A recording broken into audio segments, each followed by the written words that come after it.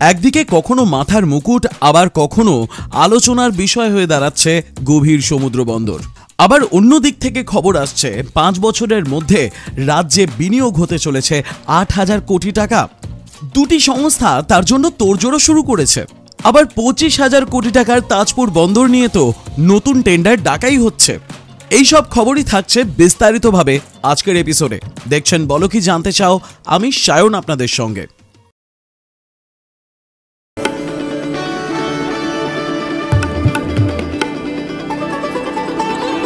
আসানসোল এবং দুর্গাপুরের পাশাপাশি পশ্চিমবঙ্গের বুকে আরও একটি জেলা অদূরেই খুব গুরুত্বপূর্ণ হয়ে উঠতে চলেছে, আর তার নাম পুরুলিয়া।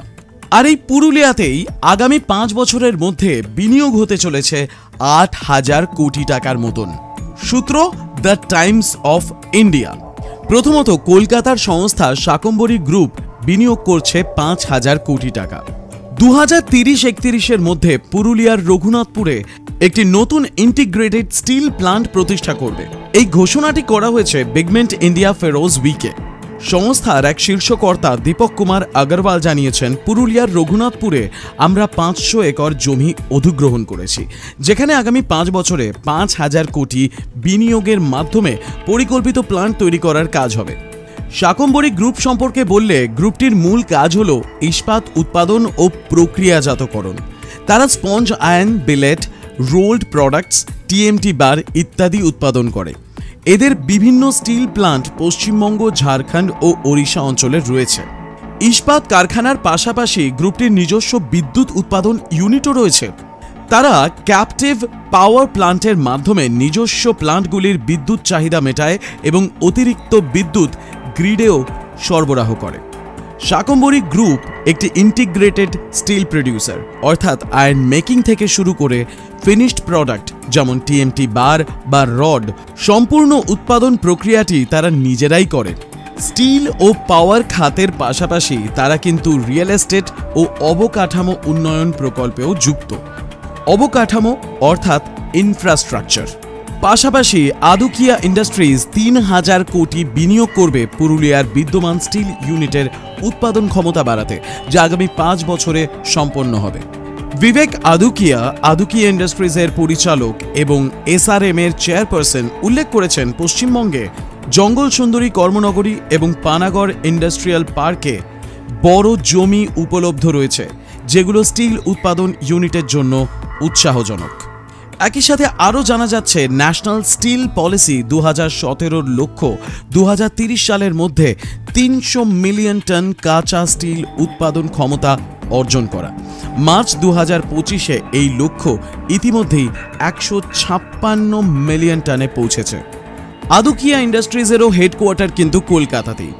সংস্থা স্থাপিত হয়েছিল 1971 সালে। স্থাপন করেছিলেন লেট শ্রী বজরং লাল আদুকিয়া। সংস্থার উৎপাদন ক্ষমতা বার্ষিক প্রায় 1 মিলিয়ন মেট্রিক টন। সংস্থাটি মূলত টিএমটি বার, sponge iron, ferro alloy, pellets, wire rods, HB wires, billets, HR coils, ERW pipes, castings ইত্যাদি উৎপাদন করে।